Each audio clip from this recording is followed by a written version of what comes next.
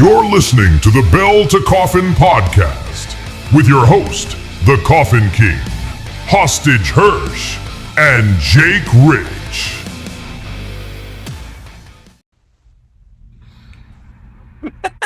Party guns for everybody. Hell yeah. Let's rock today.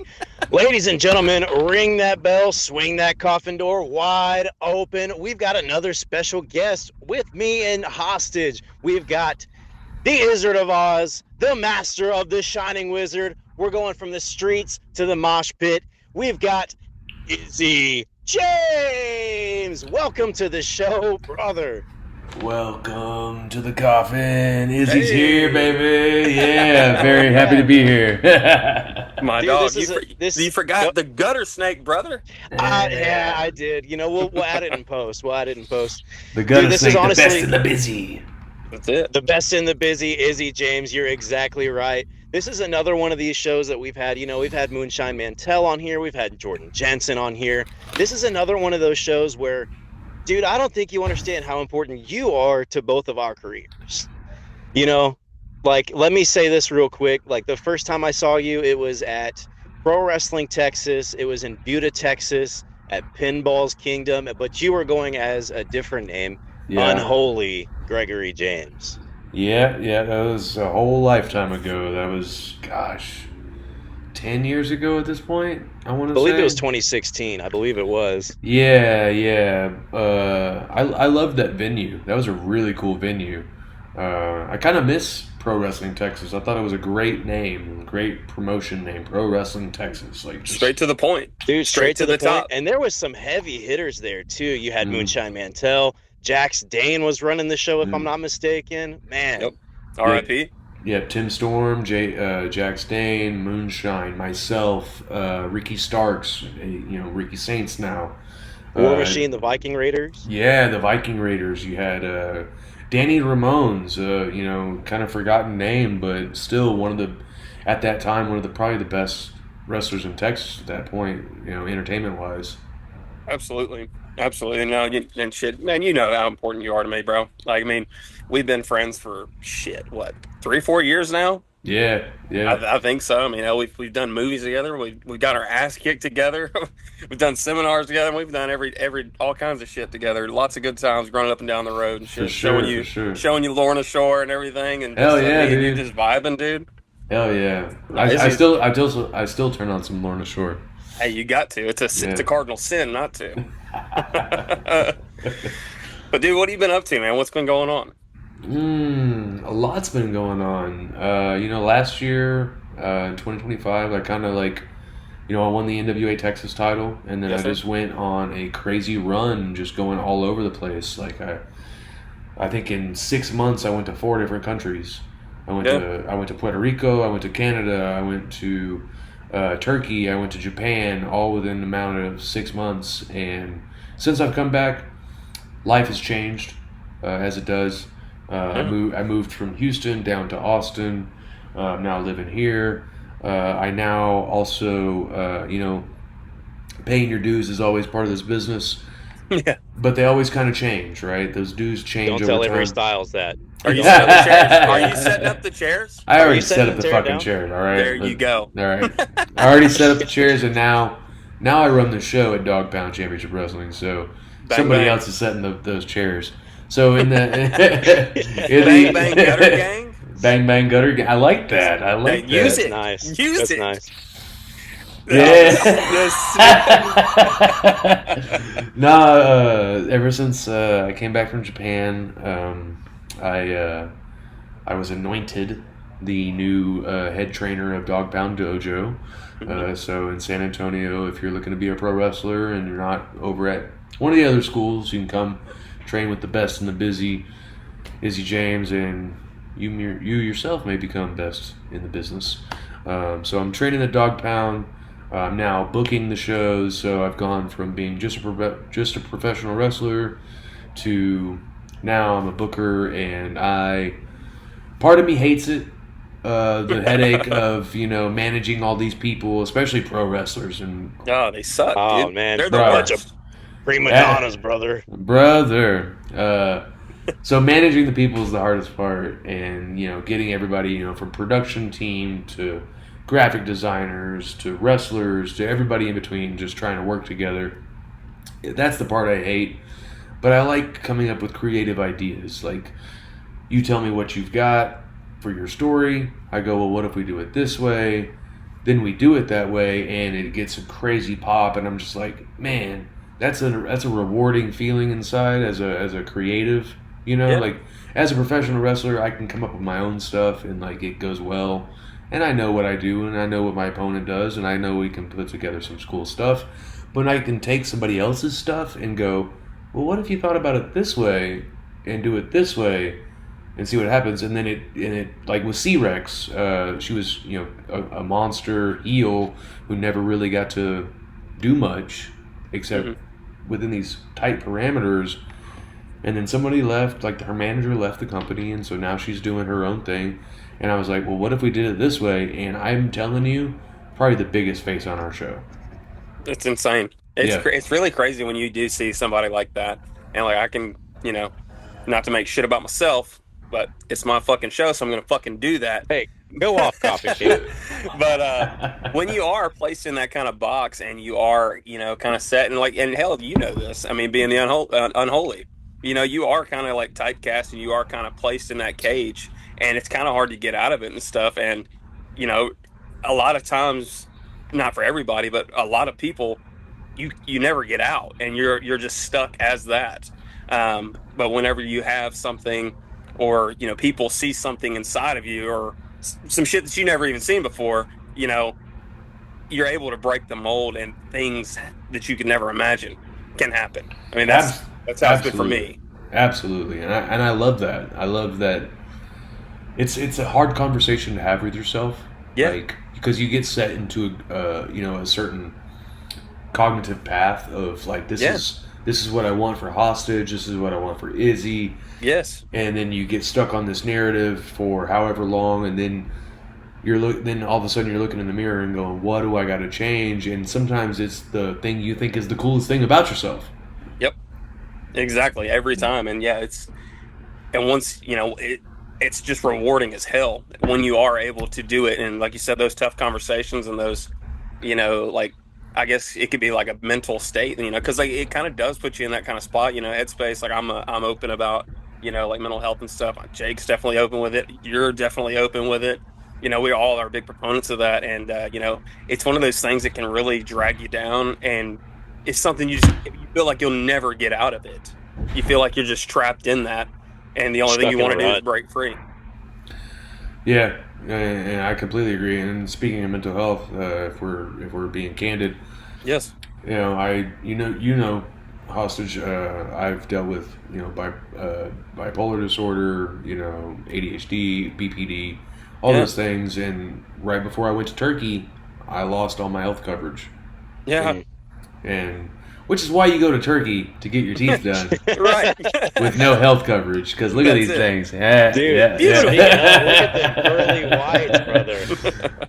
But I lost all that, and then just two weeks ago, I was finally able to get meds again for my ADHD, and without health coverage too, so, and at a reasonable price. So, yeah. If you're watching this or listening to this and you struggle with your mental health, and you're a wrestler or you're not, it's okay. It's just a regular Joe. Yeah, it's okay to ask for help. That shows strength. Absolutely, more strength than anything that we can do. Guaranteed goddamn teed. Mm-hmm. So, Izzy, if you don't mind me asking, how long of a lapse is that between your medication running out? It ended in December, and it's now August. So 8 months of no meds. Jeez. Yeah, basically 8-9 months of no meds. I was in Japan with no meds. I was, Dude, what's that like? Not only like experiencing new things like that, but I'm sure, you probably struggle with some of the things that I struggle with. So what's that like experiencing brand new things? You're supposedly chasing your dream, and your brain's probably sitting there the whole time telling you like you suck and you're not doing well enough, right? I mean, we're all our biggest enemy, I guess. Yeah, I'm definitely my biggest critic. Yes. There was a few nights where it got kind of rough. And while I was in Japan, I was there for 14 days, so about 2 weeks. Mm-hmm. And I roomed with Soda Pop for those 2 weeks. And say what you will about the guy, but there were moments in my mental health where he was there for me those days, and I got nothing but love for the guy for being able to talk me down from those situations. Because, for example, I got to meet Tanahashi. Yeah, that's awesome. One of my favorite wrestlers of all time, like the ace, the goat, the ace. And for some reason, I was hung up on. He was more interested in talking with Soda, or he was more interested in talking with Sonny or Rich or whoever. And then I was like crying and going through my mental shit and like just like feeling as though that I'm chasing my dream. I'm over here in Japan, and I kind of fucked up. You don't post about your fucking matches until they tell you can post about your matches. And I kind of fucked up. But they were funny about it. They were cool about it. They kind of just ribbed me a little bit. But because my head's not right, I took it very personal. Yes. Right. And we get back to the hotel room, and I'm crying, and I'm losing my shit. And Soda Pop, stood there, and he's like, "Why are you freaking out? Like, Tanahashi literally said your name like 1,000 times." Because in Japan, they don't have my name doesn't translate as Izzy. They don't have an Izzy. That I-Z-Z-Y is not a word. Right. So to them, I'm Izzy James. And so, like Sunday morning, baby. Hey, hell yeah, baby. So during this meeting, Tanahashi's going, Soda Pop, Rich, easy. And he just kept saying my name over and over again. We took photos. It's like, Soda Pop, Reach, easy. And then, like, Soda Pop had to remind me of that. And, like, I lived through that moment. Yeah. But I had to be reminded that, like, one of my favorite wrestlers, the GOAT, the greatest of all time, was receptive to my name and, like, even made it a point to, like, keep it in his brain. To remember it. And then invited us to train at the New Japan Dojo. So I can't, like, be crying over here in my hotel room when I'm about to go have dinner with fucking Ultimo Dragon. Like, Yeah. it was a very strange 2 weeks, very entertaining 2 weeks. Let me tell you. Yeah. I've never drank more in my life, and I've never been outdrank by a 78-year-old every night. Jesus Christ. Like, I can hold my liquor, but oh boy knows what he's doing. He's got extra compartments. He's hiding that shit. Bro, I saved his life one or two nights. That's insane, dude. What are you guys drinking? Japanese beer? Sake? Yes, Sapporo or he would do highball. He was a big fan of highball. Okay. Whiskey and beer.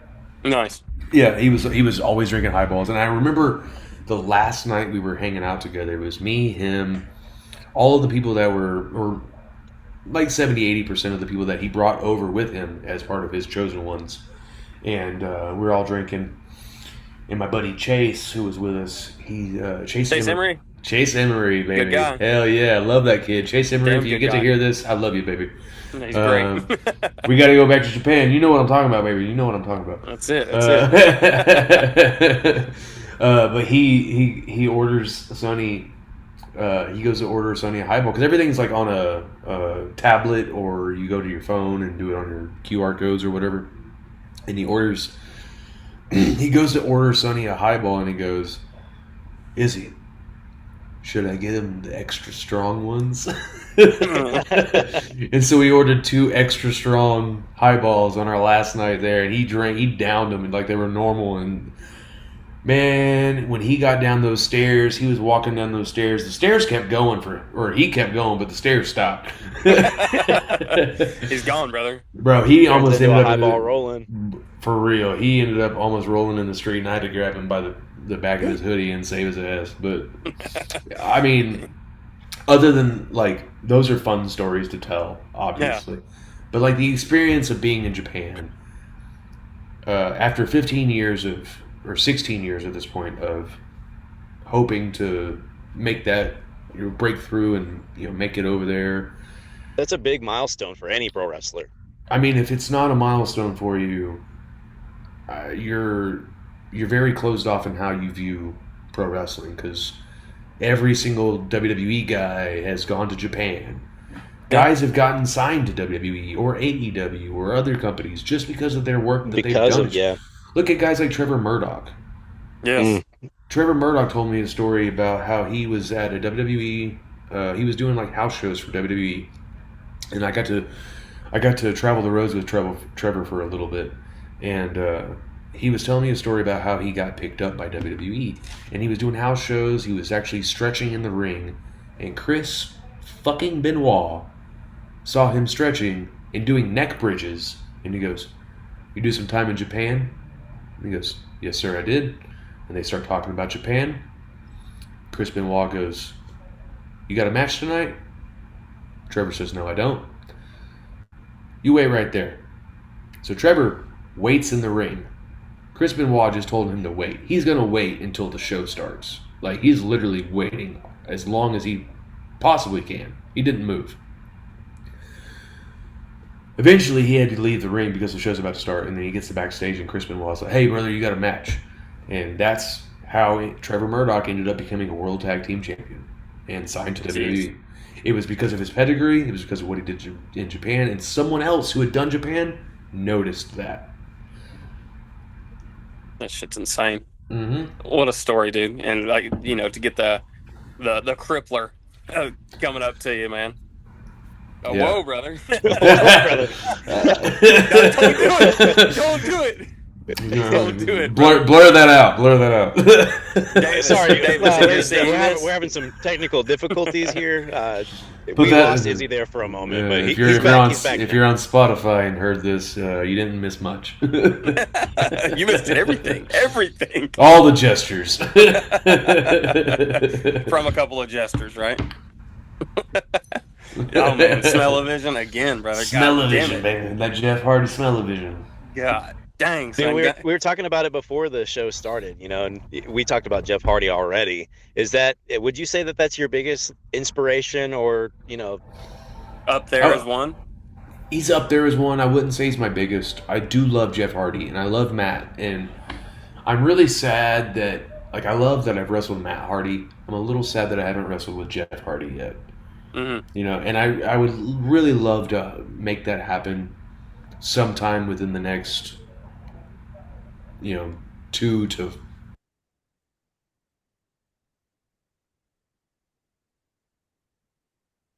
Where did he go? We actually lost him this time. I put it in the universe. We're not ribbing, brother. We're not ribbing. We have lost him not for ribbing this time. That or he's ribbing us. Too many highballs. All the highballs. Where did he go? Yes, sir. How was your kid's first day of school? Dude, it was pretty cool, man. It was an experience for sure, because when we took them to meet the teacher, Willow, she had just woken up. Like, we had to wake her up in the car. And, I heard. Oh yeah, we had to wake her up, and she was having herself a time, bro. Like, we took her in and asked the teacher. Teachers asked her, was like, "Did you like the class?" She's like, "No, I didn't like anything." I lost y'all for a second. What the heck? Hey, he's back. He's back. What the heck happened? I don't know. You were talking about wanting to wrestle Jeff Hardy in the next two, and then you glitched out. And then you came back and you were fiddling with something on the wall. Yeah, sorry. I was trying to talk about how I would love to wrestle Jeff Hardy. I've wrestled Matt Hardy. I got to wrestle Matt Hardy 10 years ago in 2016. Insane. Was it 16? 2017, one of those times. Anyways, I got to wrestle him, and on the wall back here, I was trying to pull it off the wall, but I have it very secure. It's a picture of me and Matt Hardy from after we wrestled with the referee that I had in the match was one of my best friends. He was actually my best man at my wedding, Anthony Marcosio. Awesome. So I love having that, beautiful memories. This is my office. Got my Kiss poster from the last Kiss concert I went to. Hell yeah. Photos and posters of stuff I've done. All my action figures down here. Hell yeah. in the bookshelf and all this other stuff. This crazy painting that Hostage is gonna love. Oh yeah, that's insane. Back when I was the unholy character, this was one of my face paint projects that I did, and somebody painted the photo of it or damn, dude, image of it. Pretty cool stuff. Like, and they framed it, so I've definitely had it on my wall for the last 10 years. It was like a fans just handed it to you at one show or what? Yeah, actually, it was the night I won the MPX championship for the third time. It was during Fight Win Survive, and I had beaten like the top heel in the company, and it was a big like crowd, huge pop from the crowd, like they loved it and all that stuff. And then I get back to through the curtain, and somebody hands me this painting, and they said some fan made this and wanted to give it to you, and it's signed Keith something. But yeah, it's epic. Keith something. Shout out to you, brother. Keith. Shout out. Keith. It's something. still on my wall, dog. You've made it. Yeah. But yeah, Jeff, I would say would be one of my top inspirations, top inspo, Shawn Michaels, Chris Jericho. Of course. Hell yeah. A couple guys, guys that have been in the company for a cup of coffee. Just a little bit. Not some of the best guys of all time, and you can definitely kind of see that in the way you move in the ring too. You do a lot of springboard stuff. You do a lot of stuff off the ropes, and you're very active in the ring. That's what I'll say mostly is you are nasty ass super kick. Yeah. I don't know what it is. I love technical wrestling. Like when you come to train with me, I'm most likely going to spend 2 hours chaining and coming up with different ways to get out of a cording hold or a hip toss or a alita into a roll up, into a roll you back, into an arm drag, into a crucifix, into a headlock. Like I'm just going to go through all these crazy chain holds. But then when I get to Izzy as a character, Izzy's not a chain wrestler. Right. Izzy's a scrappy kid from the fucking mosh pit. He's the gonna Guttersnake. He's gonna punch and kick, but he's also a snake, so he's gonna be evasive and he's gonna find his way to move around you. And if that requires ropes, I'm gonna use the ropes. And what I love about a wrestling ring is there's so much you can do with that ring that is almost minimalistic in how you have to do it. Yeah. Whether it's springboards or just running the ropes, like a certain type of roll into a certain position for a move, it can be minimalistic by the ring helping you create those cadences. And like I love doing springboards, I love doing high fly shit. If I could still spring to the top and do a moonsault, I would, but my back don't bend like that no more. Filling up your bump card, brother. My elbows I got that wrestler elbow, brother. Look at that. Yeah, brother. You call me Wolverine. You throw a fang in that motherfucker. Bah! That's it. Got him. Got that ass. Somebody's eye open, brother. Dude, speaking of elbows, man, you ever had bursitis, bro? Both of them. Dude, shit Both sucks. of them. Going through that. I'm going through an injury right now. I don't know if you can see. Yeah.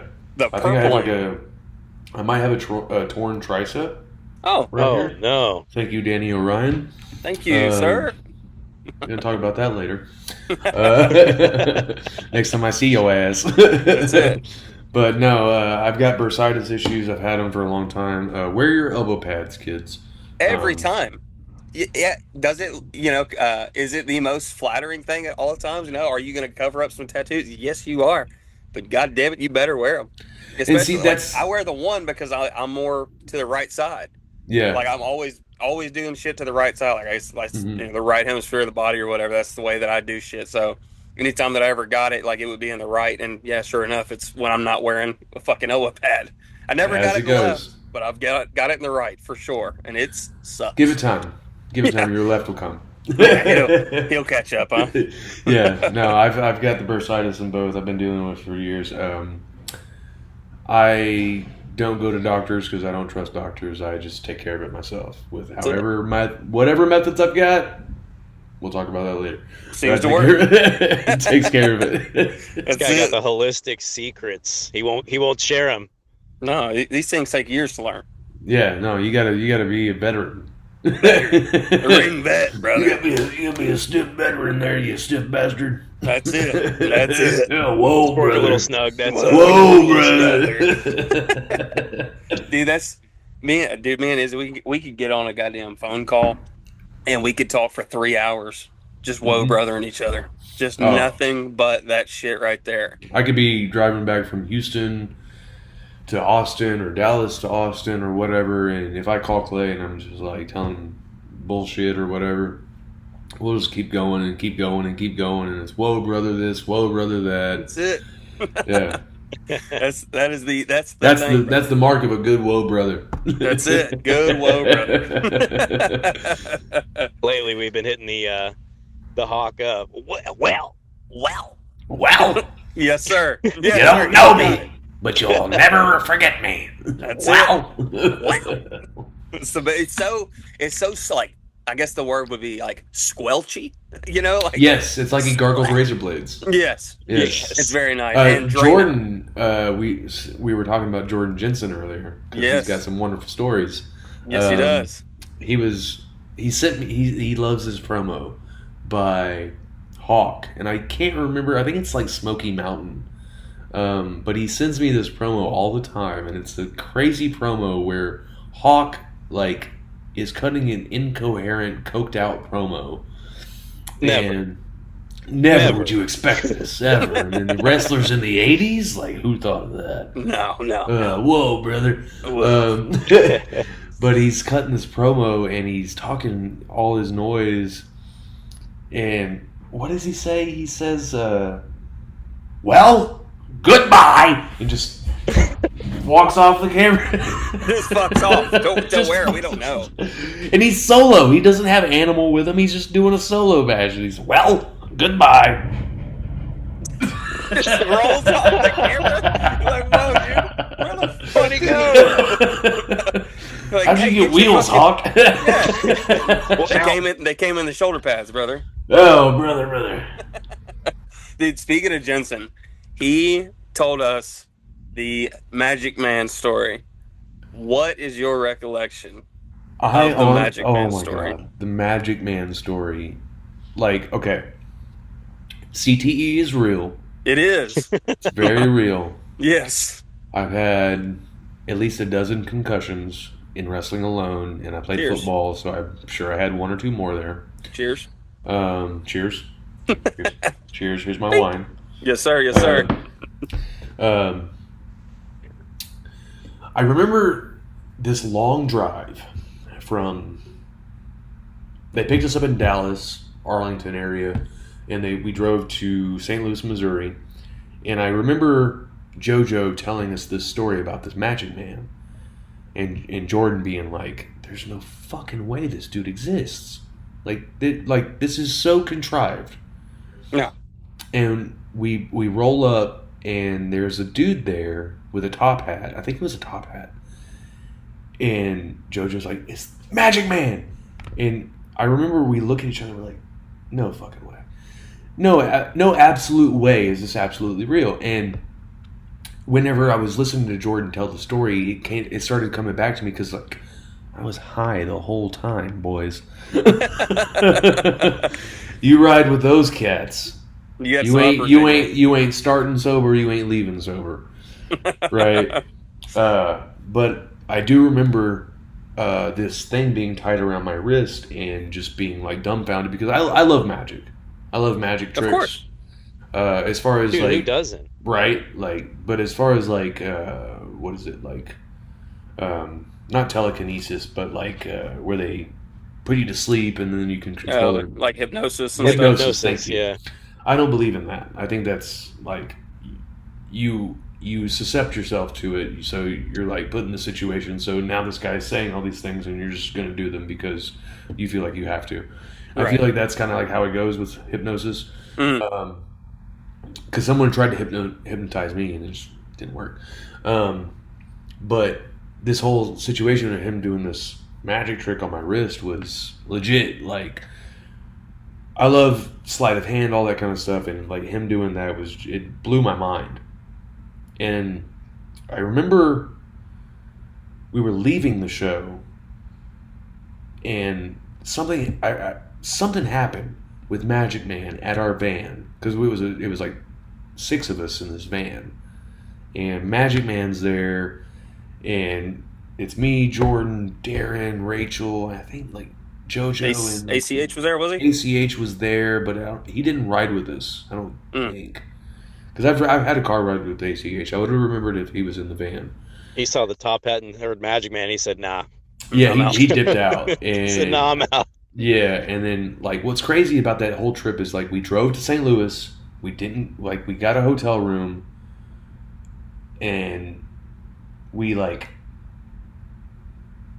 I don't even think we stayed the whole night. We like drove right away back to Dallas, in this crazy amount of time. And the Magic Man story is like the best part of that story, because my match was ass.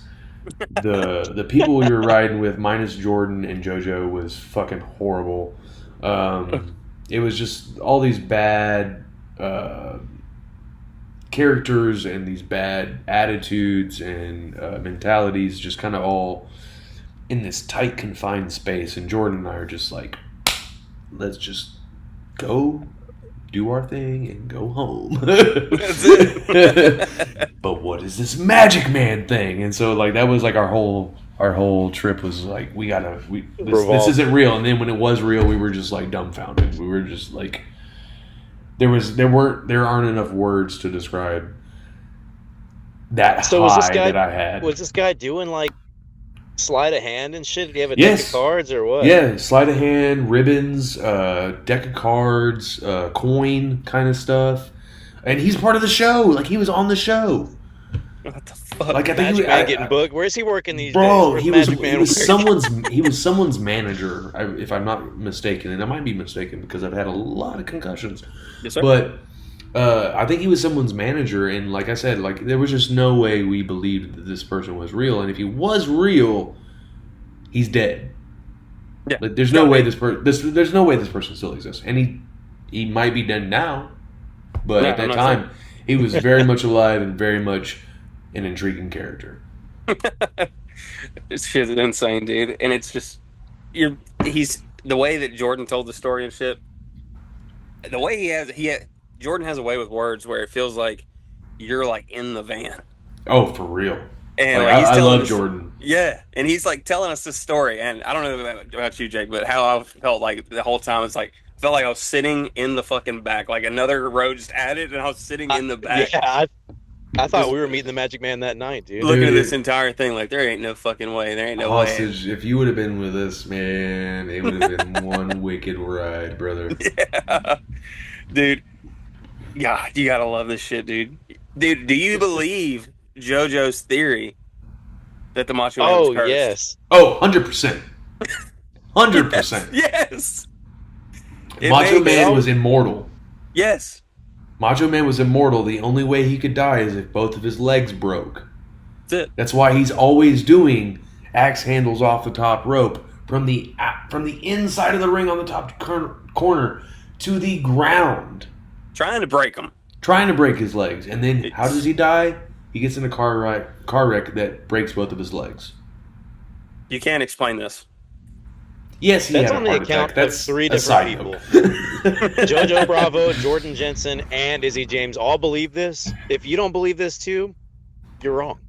Yeah, you can't get. I'm not saying you're right, but you're definitely wrong. Definitely not correct. You're not correct. Not correct by any stretch of the imagination. No, dude. What I don't think I've ever actually asked you this. What got you started into wrestling? My mom. Your mother. My mom. Growing up, I grew up I had a mom and a stepdad. Mm-hmm. And the story is I was born stoned. My mom was getting high. Water broke. I was born. The moment she got me home, she sat me in front of a TV, turned on Tuesday Night Titans, and lit up a joint. From the moment I was born, I was sitting in front of a TV watching wrestling. Like, I'm 36 years old, or 38 years old, sorry. Fuck. Jeez. Time. I'm 38 years old, and for 38 years, literally for 38 years, I've watched pro wrestling like every single day. Insane. It's like when I think about it, like a lot of the times, and you know this, Hostage, I'm very self-critical. Yep. A lot of the Me and you both. times, yeah, a lot of the times I'm very much like, I don't know shit, like nobody really respects me, yada yada yada yada yada. When I really sit and think about it, though, like I've got some stuff to bring to the table as far as like what I've witnessed, not only for 38 years of watching it, but for participating in the business for 16 years. Yeah. You know, I've got a little bit of knowledge. A little bit. I grew up at the Sportatorium. My mom and my grandmother would take me to the Sportatorium to watch the last days of the WCCW/GWF. I got to see young X-Pac. I got to see Jeff Jarrett. I got to see young Jerry Lynn. I got to see all these crazy names. Gentleman Chris Adams. Like all these names that were huge at that time in 1990 to 1993 or 4 before it all closed down. I was very lucky to have been able to go and do that. That's why I like to call myself the bridge between old school and new school wrestling, because I grew up on old school wrestling, but I love new school athleticism with how we do this sport. And so I've just kind of like tried to blend them, which is why you probably see me, like you said, Jake, I'm very active in the ring. I might stick to that old school rhetoric of like, this is how you structure a match. This is the storytelling for that match. But I'm going to do it my way. Right. And don't get it twisted either. There is no wasted motion. No. Right. Yeah, I'm not doing a bunch of bullshit. Yeah. Like, it's a one fluid motion. Like, it makes sense. It has purpose. I'm not just doing a moonsault into a forearm for whatever fucking reason, or a moonsault into whatever these guys are doing now. But, like, I just see a bunch of stuff that's done that's wasted motion when you could just grab a guy and clobber him. Yep. But now I sound like the old guy that I heard coming up and be like, oh, no, I ain't ever going to be that guy. Definitely that guy now. we got to slow down sometime, brother. Yeah. Take it slow, brother. We got to grab a hold, brother. Yeah. Grab a hold, brother. To quote the Natural Born Heathen, we already got their money, brother. Already got it. We already got their money. Already got their money. We just got to keep them in the seats, baby dog. That's it. Down to the baby dog. Yeah. Keep it bumping. Yeah. Dude, so what got you over to reality of wrestling? So, like I said, my mom got me started in pro wrestling. Yes. She was a big fan, and I would, followed in suit. And she tried to get me to go, or she tried to take me to PCW, which was Professional Championship Wrestling it was up in Arlington. Yeah. Guys like Lance Hoyt and Tim Storm. Storm. That's exactly what went to my brain. That's where they came from. Even AJ Styles walked through those doors. And she tried Americos too, right? Do you think he was setting up and taking down the chairs? Avery was definitely not. No. He was definitely not born then. So, or maybe he was, but not old enough to put up chairs. Either way, I went there at 13. My mom tried to get me into school, and they wouldn't let me into the school. They said it was just not that time.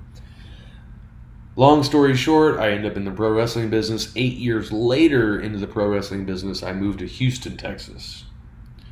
And I had been knocking on the door at Reality Wrestling for like a couple years. And it was, back then, it was definitely a situation of, well, if you live here, we'll use you. You can come train with us. Once we see you train with us, then we'll decide if we want to keep you on the show, yada, yada, yada. So I moved, and like a week later, I was down at the training school, and I remember I was training, and Buzzsaw Samuels was there in the class, and Booker T walks in, and when Booker walked in, it was literally, I want you and I want you. Tell me a story. You got 5 minutes. Go. No calling it. No talking about it. Just do it. And I have to credit Buzzsaw for this, because he got me my job at Reality of Wrestling. I was wrestling for 8 years, and I could call it in the ring, but the level of call it in the ring where I was at compared to the level of call it in the ring that I learned how to do was future. Like, it was future shit. It was things that I shouldn't have learned, or that I maybe should have learned a long time ago, but just didn't. Yeah. And I have to credit Buzzsaw because he got me my job. We did a great little 5-minute match. I didn't kick out at one point, and even Booker was like, "What the fuck? You should have kicked out. That was the fucking best spot." Like, it was cool. And he shit on me for like 30 seconds, but then he was like, "All right, you go to jail." There you go. And then I was there for like 7 years. Hell yeah. Having a hell of a time. Longest reigning tag team champions, tag team of the year. Still longest reigning tag team champions to this day. Damn it, boy. Ain't nobody taking that shit. Yeah, me and Sean Hendricks, baby. Me and Sean Hendricks, baby. Yeah. That's it. Ain't nobody taking that. No. And if they do, I ain't going to acknowledge it. That's it. It's still mine. Yeah.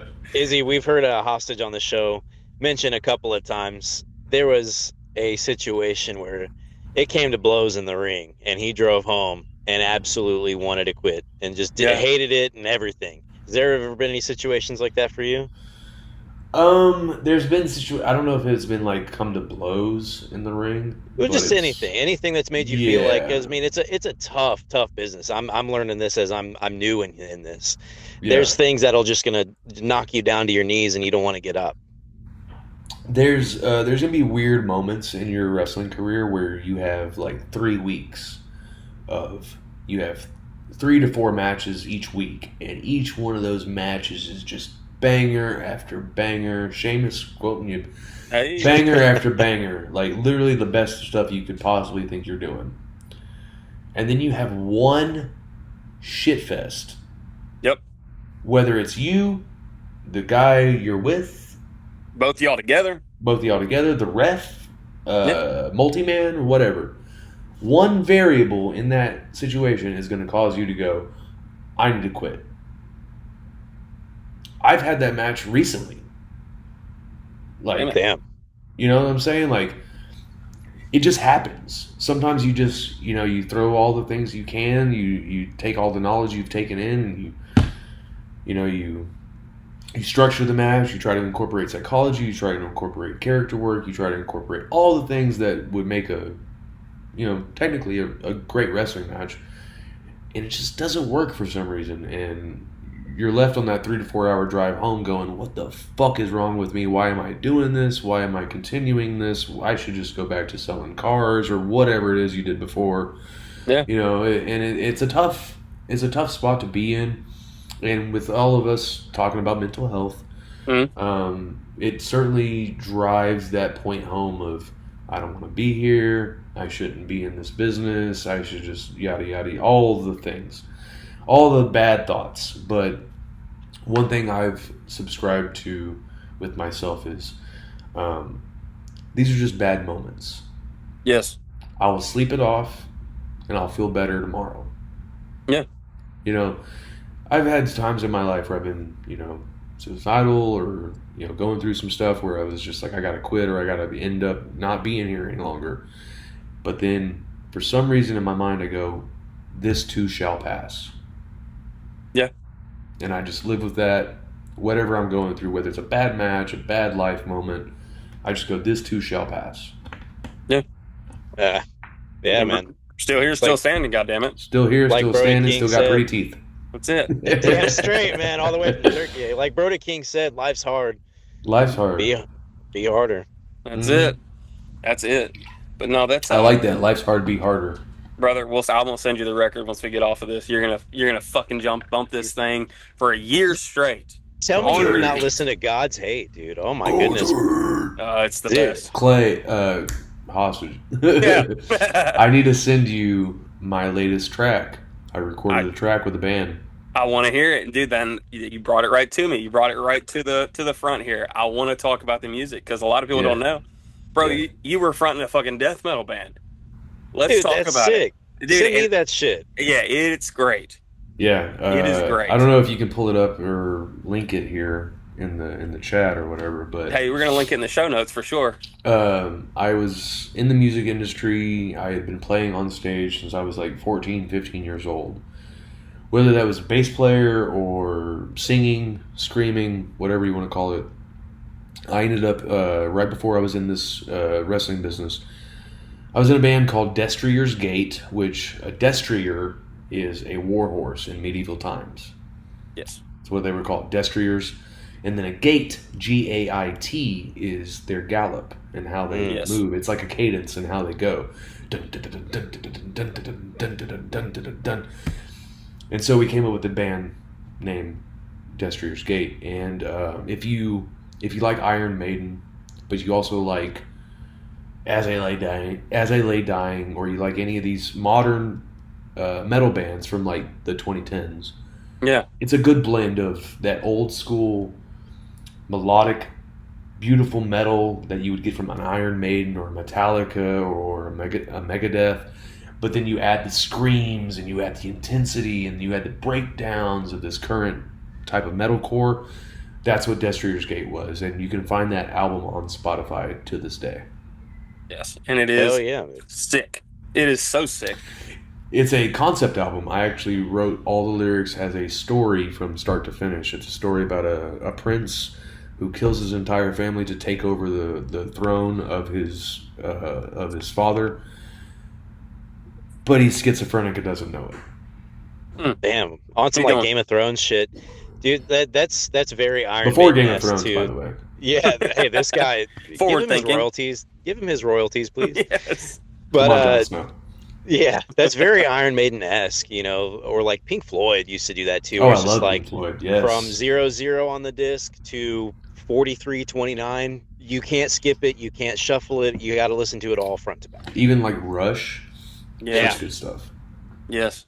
Dude, how do you, speaking of music, what's your take on, like, how do you go about it? Because, like, I know the way that I do things, but I want to know your thought process. So, okay, your favorite band. Who's your favorite band right now? My favorite band right now Sure. would have to be The Plot in You. Okay. So The Plot in You is they drop a record. Okay, there's 15 songs, 20, whatever you want to call it. That's a lot for A Plot in You. God damn, it's a lot of screaming. But are you going to get it, and are you going to fucking just, bounce around on that album? Or are you a start-to-finish guy? I am a start-to-finish. I want to know the album from front to back. I used to be that guy. I would get an album, like a physical copy of an album, and the first thing I would do is I would open the lyric book. That's it. Yep. I would turn on every single song and sit there and read all the lyrics, and by the time I finished that record, 2 or 3 times through, I know every word. Know the words. Dude, the best thing that Spotify or YouTube Music or anybody has done is add the lyric sheet. My God, I love to just sit there and read along with it. If it doesn't have it, I'm missing out on like 75% of the experience. Yes. Yeah. Yes. You have to watch those sometimes because they're not right all the time. Dude, music match is not right every time. It is inaccurate. Speaking of music, though, I am now participating in being an ambassador for Lyra, the music app. Okay. Tell me about that. Lyra. Lyra is like Spotify, just a little cheaper. And what's great about Lyra is you can pull in your playlist from Spotify or YouTube or any other music site that you've used, whether that's like SoundCloud or whatever. You can literally transfer it into your Lyra. You can add your own music, like I added the track that I recorded with Rilo King and his band. I added it to Lyra. I put a little graphic on there. You can actually listen to it if you get the Lyra app. It's $1.99 or it's $17.99 for the year, ladies and gentlemen. Damn. Not per month, for the year. Dude, some people are paying Spotify for that. Yeah, and they're paying I pay Spotify $20 a month for that shit. $23.99, brother. I pay for the dual. Appreciate that, hostage. You're welcome, pal. Yeah. the family plan. Yeah, the family plan. Yeah, Lyra's son of a bitch. Lyra's comparable, and I would highly suggest anybody get on Lyra right now. Hell yeah, I'll definitely check that out. I'll check that out for sure. But no, that's I kind of figured you would have been that same kind of way because like I'm that way. I know Jake's that way. like I couldn't understand, like this band that you're just super into, and then get their shit, and they spend all this time working on it, and you're just gonna bounce around. Oh, this one the name sounds cool, so I'm gonna go here. Oh, this name sounds cool, I'm gonna go here. It's like, dude, you're taken away from the entire experience, because a lot of those times the shit does go together, and like it is a puzzle, and you need all the parts, or like it's not gonna work. You might end up with an album where one song leads to the next, and like you have 12 tracks, and every track leads to the next one. Yes. Whether that's a concept album or just like the music bleeds into the next one. There's a reason. I mean, like, musicians are artists, as are wrestlers, as are other entertainers. There's a reason that somebody decided to put those in that order.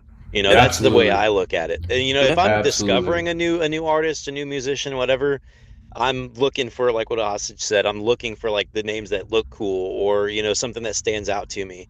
But if it's a band that I'm super into, dude, that new Lamb of God album, oh yeah, front to back.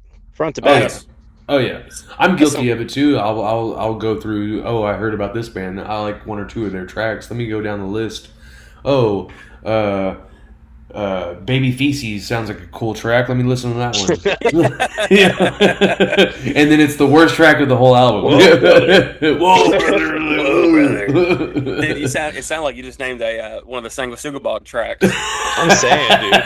Brother. Dude, we were talking about Music Match, and my head immediately started shaking, because, dude, like on that new Homicide, or not Homicide, Ecstasy, Repulsive Demise by Sanguisugabog, the lyrics are not correct. Devin's saying one thing, the Music Match is saying something completely different, and you're like, no, dude, you couldn't be. He did not say grape just then. No, he did not. He did not say that. It was, dude. Where's the Wikipedia edits at? Yeah, brother. It was far worse. It was far worse. Far worse. Far more offensive. This shit's insane, dude. Have you been to any good shows lately? I went to Necrogoblicon and Hanabiye. Nice. The Japanese chick metal band. Nice. How was that? It was amazing. I moved to Austin March 13th, and I was at that concert March 15th. It was literally like 2 days later in hell yeah, Austin. Good way to break you in. What was the venue? Emo's here in Austin, which is an amazing venue. It's being restructured or whatever. They have a new buyer or whatever. I hate it. But it nothing's the same, bro. Yeah, it's not nothing the same, in Austin is like it was even just 10 years ago. Yeah. I tell people that all the time, and I just feel like it sucks. It sucks. Yeah, but that one was really good. Friend of the show, Dickie Allen. Yeah, exactly. Yeah, Dickie Allen. Show.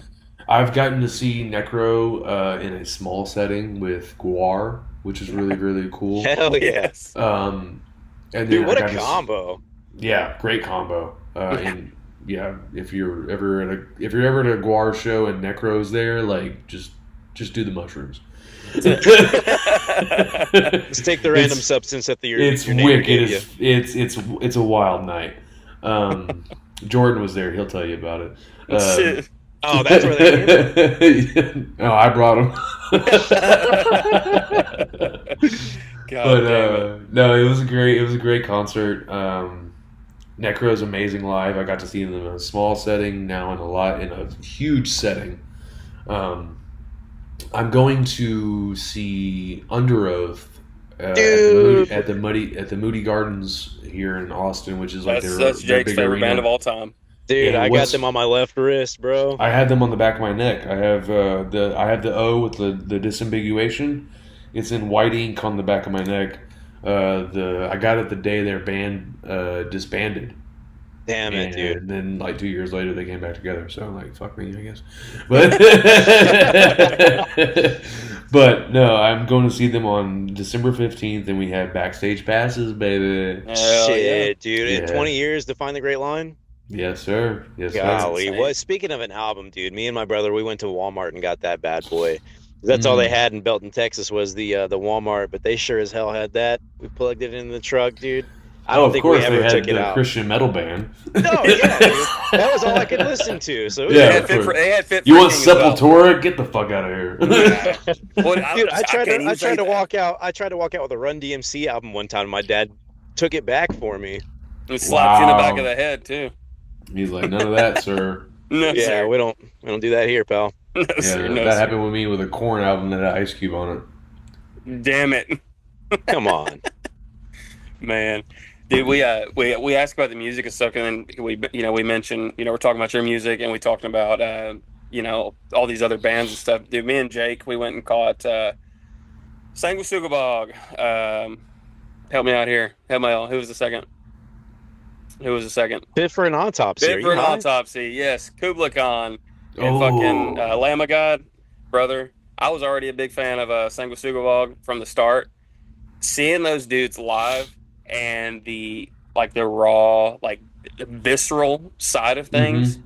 The Dude, chugs, brother. I have never heard anything that loud and that intense, just fucking punching you in the fucking face the entire time, dude. Like those guys, they fucking bring it, and Hell yeah. it's some of the nastiest shit you've ever heard.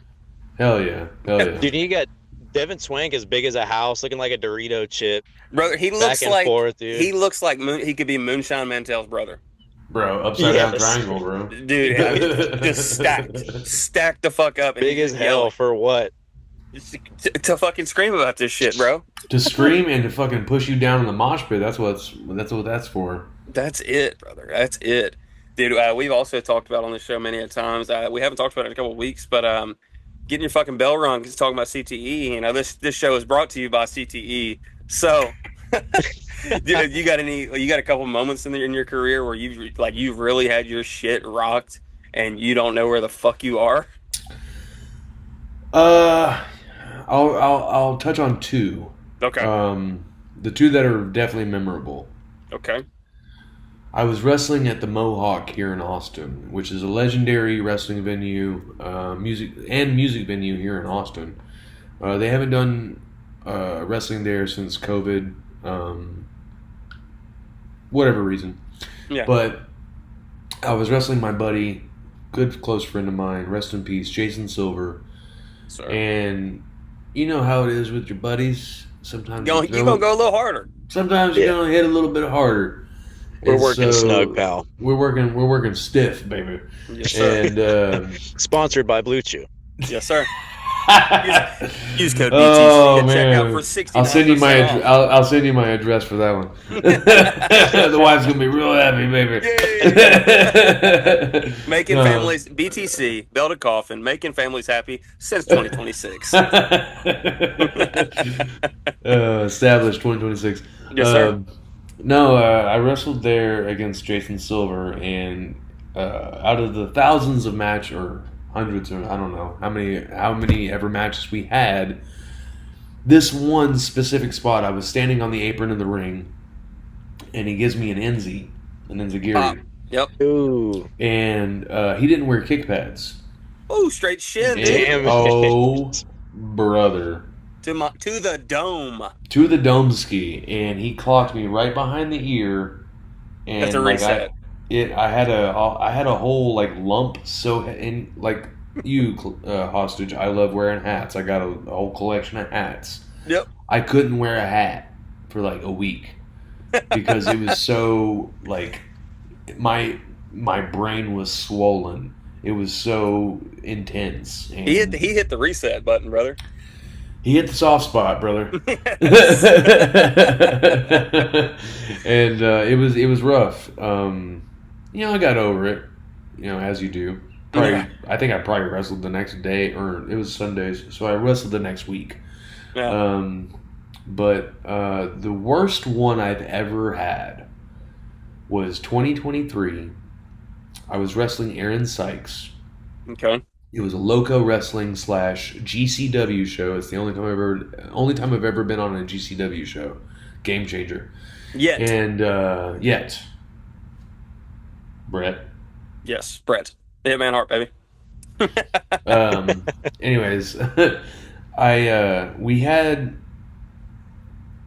the booker of the show was like, hey man, the match before you was lucha, the match after you was lucha. We need to fight. We need a real fight. Some Like, Mortal Kombat shit. yeah, cool. I got you. No worry. We can definitely do that. We already kind of planned it that way. So, we're working, and it's just not going well. You ever been in that situation where like you talk about it? Yep. And the person you're with is you get in there and it's just not gelling. Yeah, we'll talk about this off the podcast as well. Yes. Yeah. But it's just not gelling for some reason. But somewhere along the lines, he goes to grab me by the back of the head and bit me, like slam my head in the side of the ring on the apron, as we do. Mm-hmm. Boom! He hits my head against the side of the apron, and quickly do I realize that side of the apron didn't have any padding on it. And what I just hit with my eyebrow, and I don't know if you can still see it, I have a big scar across my... You hit the fucking steel support? I hit the steel beam. I hit the steel beam with my forehead. God. And it gashed me so deep that you could see the muscle striations as I would like furrow my brow, or like if I opened it up, you could. If it got any deeper, it would be bone. It was the worst injury I had, flesh wound I had ever endured in pro wrestling. Hey, but it's just a flesh wound. And Hostage, you know this about me. Show must go on. Yes, sir. It's got to go. That was within the first 4 minutes of the match. Golly. Are you gushing blood at this point, too? I am not just gushing. I'm pouring blood. Like, it is a fountain. Getting in your eyes? It's all in my eyes. It's He's all over bleeding my body. profusely. Another shout out to Devin Swank. Yeah, same. We love you. Bleeding profusely. Bleeding profusely all over the place, like just destroying the ring canvas, the whole venue, and I continued the match for the next 12 or so minutes. I hit a couple dives, I hit a frog splash, did all the things that I would normally do, and then after the pictures are just epic of my face destroyed, and it was pretty rad in the aftermath, but the whole experience was like really rough. I ended up going straight to the hospital afterwards, the ER, and I've had 7 staples in the back of my head from a bad chair shot. Thank you, Ricky Saints. Another bad chair shot from Killer Cash. Both of these I blame myself for. So let me just preface that. I had 7 staples in the back of my head, which I took with no anesthetic. Jesus. Took them straight. And then the second set, I took 5 staples with anesthetic because I had learned my lesson. Yes. Yes. So listen, I did it once. I don't need to do it again. Yeah, but then this, I went straight to the ER. I got wrapped up right after the match. Lowrider was real cool and like wrapped me up. I went straight to the ER, or I went to my in-laws' house because my in-laws were wound care specialists in nursing. So I went to them, and they like cleaned me up, and then I went to the ER where they stitched me up, and I had 10 stitches across my face. The next week, after I got those stitches out, I wrestled Gino Medina in one of those matches where I don't ever want to watch the footage back because something happens in that match where I black out and I'm on autopilot for like 7.5 minutes. And Golly. There's a moment in the match where I go to put him in a sharpshooter and I wake up in the middle of the sharpshooter and I'm like, I don't know what just happened, but I know this is supposed to be what's coming next. So I lock in the sharpshooter, complete the rest of the match, and I get through the curtain. I collapse.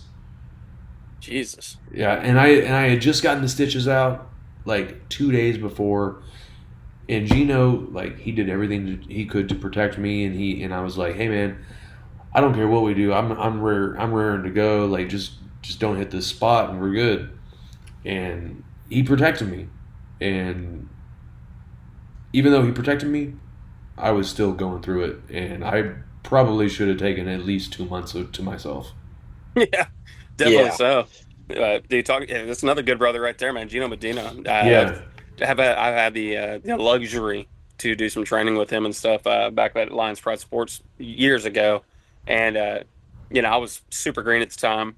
I probably thought I was the shit though. I probably thought I was every fucking thing in a bag of chips. But dude, he was such a cool guy, man. Like so cool and like really like a just a great guy and so giving with his time and like how like I don't know how it is for you because you've been in it for so long and stuff, but like you can get in there with somebody and somebody that's better than you, somebody that has more experience, and it can be a little intimidating and it can be Hmm. little, you're like, oh fuck, I don't want to say this or I don't want to say that. He's gonna think I'm a fucking idiot or whatever. Like, dude, nothing at all like that. Just the Yeah. coolest dude, so giving with everything, and yeah, I got nothing but love for Gino Medina. Yeah. I would honestly say that, like, part of the way I train and how I treat people in training is based on what I learned from Gino Yeah, at Reality of Wrestling. Because, like, you go to Reality of Wrestling, you're gonna train under Booker, but you're at that time you were training under Gino, you were training under Ryan Davidson, yes, just all these different names that were staples in Texas at that time. yes, And Gino showed me a lot of really cool things. And uh, when it comes to like how I conduct myself, I think I take some from him, but I also just take from my own, like, what would I respond to from a yeah, coach, like, because I yeah, did football and I did, and I'm now in wrestling, and it's just like I had the bad coach, and then I had yeah. that really cool coach, and I always wanted to be the really cool coach. Hell yeah, dude. Like there's a way that you talk to people and like if you're wanting somebody to do something and they're just not getting it, screaming at them and calling them a fucking idiot is not the fucking way to go about it. Yeah. Like there's so You can many other unlock ways. so much potential with just telling someone you believe in them. Yeah, absolutely, dude. And it's just being a cool dude and like talk to somebody how the fuck Hmm. you'd like to be spoken to. Yeah. Like if you come on here and you're like, "Hey, dude, fuck you," like we're gonna have problems instantly. It's not gonna work. Like Immediately. if we met for Immediately. the first time and you were like that, yeah, it's not gonna work. We wouldn't be having this conversation. Who's For this guy real. think he is? El Dandy? Mel Oh Dandy. my gosh. Oh, El Dandy. God damn it. I've definitely been privileged to have that match. Yeah, dude, I am unfamiliar. Oh, you don't know about El Dandy? I do not. Bro, I what? I do not. This El guy says he's a Dandy. Bret Hart fan and he doesn't know El Dandy? So there's El Dandy, and then there's another El Dandy. Okay. There's Dandy from Lubbock, Texas, Okay. who does like a cross-dresser gimmick. Pretty cool. I'm down with it. I'm totally down with it. Just has some weird tendencies as a person. Okay. So yeah, we'll just leave it at that. Gotcha. But I had some very pleasant matches, maybe not so pleasant matches with El Dandy, with Hell yeah. that Dandy, not the El Dandy, Not the one. not the one. But there's a Dandy out there, Hey, there's more than a few. more than a few. Hell yeah. But no, more of the story, guys. Don't be a fucking shitbag. Don't be a shitbag. Just be a good person. Just be cool, man. Yeah. I feel Don't like be a that's shitbag, or you'll end up on How to Catch a Dirtbag by Tizzy Ent. That's it. That's it. What were you saying, Jake? No, it's just I was just piggybacking off of it. Like that's what I do at my shoot job too. Is like I try to just treat everybody with respect. Like you don't know. Well, we've talked about mental health a few times already. It's like you don't know what people are dealing with when they go home. Mhm. So it's like being that little extra shoulder, even if it's just hey, good job today. Sometimes Mhm. that'll send people over the moon. Because Yeah. they don't get that shit. Mhm. Yeah. And like, yeah, 100%. like, and like to, put it over into, like the wrestling training side of things, if, okay, you got this new cat, he comes in and y'all are working on rolls. He's really struggling on a 3/4 roll or something like that. And then one day he finally gets it, yeah, it's a 3/4 roll. It's nothing too crazy, super basic and shit like that. But he's been going through this. He or she or them, whoever, have been going through this. Constantly they've been going through this inner battle and shit like that. Just that little extra push of like, dude, hell yeah, man, good Yeah. job. I'm proud of you. Like I It's knew a you'd hurdle, get it. dude. Yeah, dude. It's just like Absolutely any is. little thing. Absolutely is. And I think like now that I'm a now that I'm not just like a booker, but I'm also a coach. There's days where I have bad days, like we Yeah, all do. absolutely. Mental health or just situational. Yeah. I've gone to training with a bad attitude and walked away going, man, I had a great training session. Yep. My It feels mind is real good. completely different from where it was 3 hours ago. Yep. And then all of a sudden my day has not been so shitty. Exactly. Little bright spots. Yeah. Little bright Yeah. spots. Dude, the career that you've had, the matches, the amount of matches that you've had, the people that you've worked, the places that you've been, is there, can you rattle off a couple of names of like matches and that you are, just truly proud of? Um, I'm very proud of my work that I did with Kaito Kiyomiya in Japan. Yes. Um, that's just a staple, right? I'm very proud of the work that I did with Matt Hardy at that time. Which, by the way, Matt Hardy versus me versus Sammy Guevara in a triple threat match is on my YouTube. Hell yeah. You won't get to see the finish because I don't know where that happened. Whoever put the video together is just crazy. They didn't Bro, put there's the- a million they- wrestling they matches didn't on put the YouTube fin- with no finish. They didn't put the finish. I don't know why. But Yeah. those any work I've done with Barrett Brown, like if you watch any of the matches that I did with Barrett Brown over the 15, 16 years that we've been wrestling, like they just keep getting better and better. Yes. There was a match that I recently had with Danny O'Ryan at New Texas about a month ago, about 3 weeks ago. Yeah. I would have to say top 10 best matches of my career. Damn. And That's insane. that's not just like saying like he was there to guide me. He was there to accentuate what I was able to bring to the table. Yeah. Because there's moments in that match where I was like, and you know this, Hostage, like there's moments where you're about to do something and you're not physically ready. Yeah. Like your wind's not there, your body's not ready, but you push through and you do it, and then by the end of it, you're like standing ovation is happening around the crowd, and like this feeling just elates you, and then all of a sudden now you've got a second wind, and it's not just like that runner's high Yeah. that you get. It's an entertainer's high. Like Yeah. oh, I've given my 110%, and these people want more. Well, I'm going to turn it up. Yeah. I've got Whether I've got the breath for it or not, I'm going for it. Exactly. Now, Danny O'Ryan, he's a hell of a guy. We haven't talked about him a lot on this podcast, or on any of these episodes and stuff. But dude, I've shared the locker room with him many a times. Dude, one of the sweetest guys. One of the sweetest guys absolutely. you'll ever meet, bro. Like any, they're not a thing no more. But what was it? What was their gimmick? What was the team? Culture Shock. Culture Shock. Yes, dude. All three of those guys. Yeah. Great people, man. Great people. We told a story on this podcast before where I'd gotten my shit rocked, and those outside of the booker, those were the three guys that checked on me and made sure that I was 100% cool and like able to get to the back and shit, but get sat down. Like those guys really took care of me, and I got a lot of love for those guys. I just had a match with Ollie on Sunday at Lions Pride, actually. Yeah, how was that? It was really good.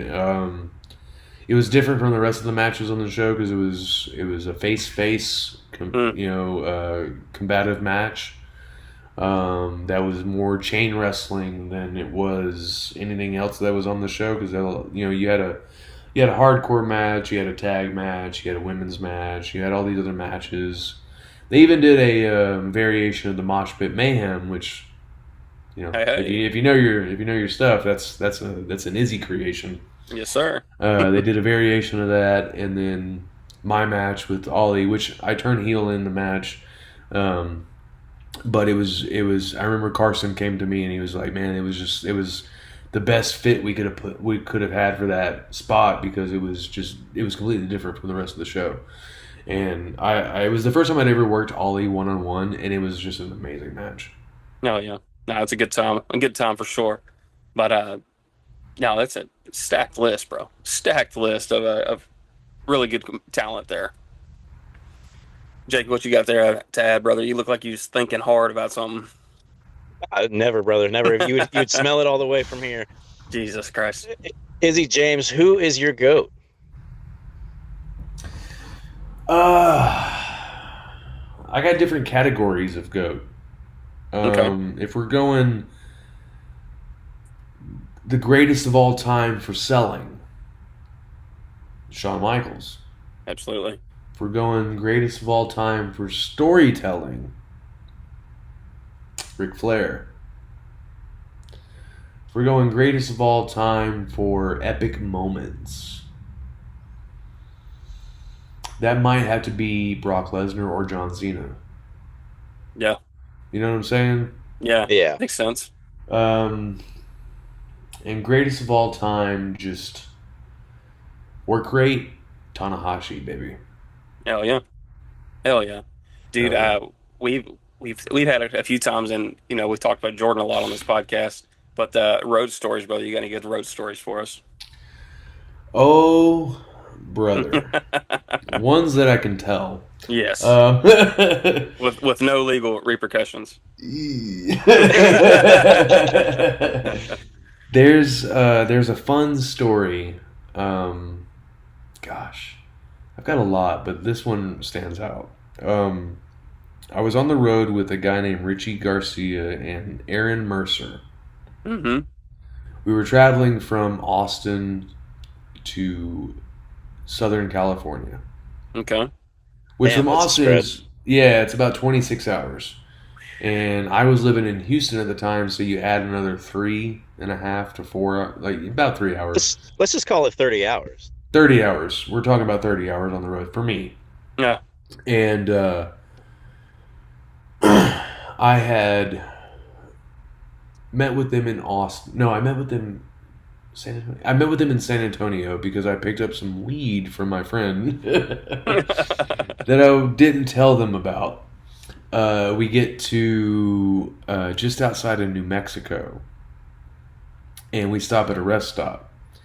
And I bought myself a tiny little pipe, loaded my weed into the little pipe, and I'm sitting in this bathroom in this rest stop, and I'm sitting in the stall. I smoke my weed, and I dump it out, and I open the stall to go to wash my hands, and here comes Richie into the bathroom, and he goes into the same stall that I just walked out of. And I'm washing my hands, and he goes, "God damn, Izzy."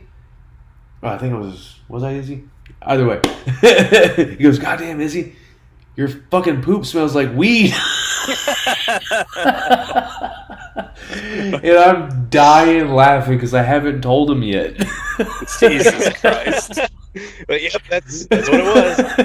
And so we get down the road and we're going into New Mexico, and they have the checkpoints for all, for illegal immigrants and all that stuff and whatever they want to fucking do with the American government. Right. And I'm freaking out because I got some weed on me, and so I toss it out the window. All right, we're gonna go through this checkpoint. Fuck it, the weed ain't worth it. I ain't going to jail for a gram. And so I toss it out, and then we go through the checkpoint, and it's raining, so there's no one at the checkpoint. And I was like, "Hey guys, can we go back and get my weed?" Get my shit. They're like, "Fuck no." No, it's not that simple. So we keep going, and then we end up in Arizona, and it's a desert for sure, right? We end up in Arizona in the middle of a blizzard, and we stop at a gas station, and Aaron Mercer, it's his turn to pump gas, and I lock the doors on Aaron Mercer, who's wearing a thin hoodie and some basketball shorts, and I was like, "Hey man, you're gonna have to do the chicken dance if you want to get back to this car." And so he's doing the whole thing, and he gets back in the car, and we get down the road, and I'm like, "Hey man, So yeah, I left my bag, my bag with all my meds, my deodorant, my ID, my wallet, everything. I left it in a gas station like in the last state. We got to go back. Oh my God. And so we had to go back all the way, get my shit. It was literally sitting at a massage chair. Like I sat in a massage chair and left it there, and then just kept going. We get that, we go back, and then we get finally to California, and I think Richie wanted to go to one of those bikini baristas. It was like, bro, that's like 2 hours outside of the way, like where we're going. Like that's not even. But yeah, we had to go back and get your bag. Damn it! Yeah, so I had to binge because we had to go back to get my bag. So we went to that, and then we went to the show, and I wrestled Zicky Dice for the first time ever. Which was really, yeah, that was really cool in San Obispo, California. And then we drove back through New Mexico, and we went to Roswell. Saw all the aliens. Yeah, checked out all the alien stuff. It was cool. And what was funny was I was doing the unholy gimmick at the time, and that one of the social media videos I was trying to get off at the time was the saying unholy 3 times and I would appear. Like Candyman, and so we were just recording different videos of the whole trip where they would say Candyman 3 times or unholy 3 times, and I would pop up somewhere like in a bathroom stall, or one of them was one of the McDonald's in Roswell, New Mexico, where it's the UFO. Yes, yeah. And so I'm sitting in the UFO like, hey guys, hey, I'm here. Jesus. So that was a fun, innocent little trip. Dude, talking about Zicky Dice, man. Dude, have you seen the Power Slap stuff, bro? I haven't seen him on Power Slap, but speaking of Power Slap, I will be debuting on Power Slap. No way. September 17th in Lubbock, Texas. Brother. Yes, sir. God damn. Got my first Power Slap match. God damn, you know who you're going against? No, I won't know until I'm there. Jesus Christ. It doesn't matter, brother. He don't care. Doesn't matter. I'm just going in, getting slapped, and taking some money home. Dude, how did you get this gig? It was actually the day before I left for Turkey. Okay. I was in Colorado. I was wrestling on a show where I teamed with Bam Bam. Yeah. As Sins and Grins, baby. Yes, sir. And it was our first time tagging because we were like trying to make sure that we were ready for NWA. Yeah. We wrestled like some not young guys, but with like the locals. And Sin Bodhi was there on the show, and he was like, "Yo, I love you guys. Let's talk." And so we started talking, and he's like, "Yeah, I do Power Slap, but I also scout for WWE still." So he was like, "Bam is young, and he's like 30, so he's just around that cusp of." We want to sign guys around that age. I'm 38. I'm close to 40. Like, I don't really want to go to WWE anyways. Like, my career has a different trajectory. And so he was like, well, what do you think about Power Slap? And I was like, well, tell me about it. And I've got a few friends like Dante and Jake Logan that do it. And, they were all like, yeah, you should definitely do it. And so I spoke to Sin, and he was like, "Yeah, I mean, if you're interested, hit me up." And so that kind of felt on a mute note. And then about a couple months ago, or about 2 months ago, I think it was, I messaged him and I was like, "Hey, I just wanted to circle back on that conversation with Power Slap. I'm interested," because I had hung out with Jake Logan in Colorado, and we had a great time. Just shooting the shit and all that stuff, being boys. And he told me all the stuff about it, and I was just like, you know what? I ain't got much to lose, so let's fucking go for it. Jesus Christ. I don't know if you can or if you want to divulge that information, but you can tell us at the end of the show.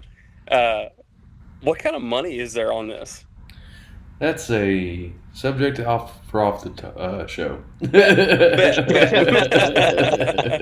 That is wild, dude. But no, man, Zicky Dice and Martin Casals. Marty the Moth. Dude, I worked him in Utah. Hmm. For it was a Sean Dean seminar. I got to meet him, got to work with him and stuff. Cool ass dude. But I've caught the clips online and stuff of them two slapping the absolute dog shit out of each other. That shit is insane, bro. Yep. Yep. I, he Marty Casals would probably be one of the last people I would want to slap like that because the fucker has the wildest like mad dog face ever. Yeah, and luckily, there's weight classes, Yeah, so I don't have to worry about slapping no Marty. no shit. That is insane, dude. Well, dude, as we round this thing down, man, we have a the BTC, the guest playlist on Spotify. Oh, So we ask everybody for 3 songs, and we're gonna slap them on that playlist. okay. Hang on one second. Let me pull it up. Let me pull up my Dude, He's I got love phone. this. it. He went straight to the playlist. Hell yeah, Oh, he I knows. I used to be really good at knowing bands, songs, members of those bands, and Yep. like the lore of those members. Like now, I'm like, I got to make sure I get the shit right. Yes, dude, yes. that's why I keep hostage around. Hey, I'm getting up there in my years too. So he's the Rolodex of who it is, where it is, when it was, Yeah, everything when it comes to yeah, that. all the shit. right. So what? You need 3 songs? Give me 3 songs. They could be Three. for anything. I mean, it could be any, entrance song. It could be something get you hyped up in the gym, in the drive, whatever. Okay, so right now, 3 major songs I'm listening to. One is going to be my new entrance theme that I'm Oh, going to change when I become a heel version of Izzy. oh, That hasn't happened yet. okay. It's Stone by Alice in Chains. Yes. Hell yeah, Dude, that's a dude. great song. Love that song. Next would be One by One, Guilt Trip. Yes. If you haven't heard of Guilt Trip, it's a great, great punk rock band. Yes. And then I'm gonna have to go with the Plot and Use Feel Nothing. Fuck yeah, dude. Yeah, Dude, I love the opening lines in that. Yeah. I'm gonna steal the opening lines in that for a promo. The opening lines are so beautiful. It's before I say another word, just know that my intentions were pure. But you Hell can't yeah. stand to live in silence. You have to constantly have your voice. It's just such a beautiful, beautiful like way of putting like I have so much disdain for you Mm. because of how you conduct yourself. Like I love that song so much. Hell yeah. We gotta check that one out. I don't think I've heard that one. I know a lot of Feel Plot Nothing News by The songs. Plot and You. Yes, Yeah, I yes. know a lot of their songs, but that one's not ringing a bell to me. But I'm Yeah. sure once it kicks in, I'll know Oh exactly which yeah, one it you'll is. know it. You'll know it. Yeah. Hell yeah. Well, Jake, I think with that being said, it is time to shut the door. Close the coffin. Hey, don't steal my gimmick, brother. Don't you dare do that. Guys, there's a reason why they call him the best in the busy. It's because he's bridging the gap from old school to new school, not just in the ring, but also in the music scene. We definitely have to link that in the comments below when Yes. this goes live. Izzy James, the Guttersnake, thank you so much for joining us on Bell to Coffin. Right on, Thank you dude. so much for having me. Follow me on all the socials at IzzyJames_PW. Hell yeah. Right on, brother. We appreciate you. Thank you so much. Have a great night. You too.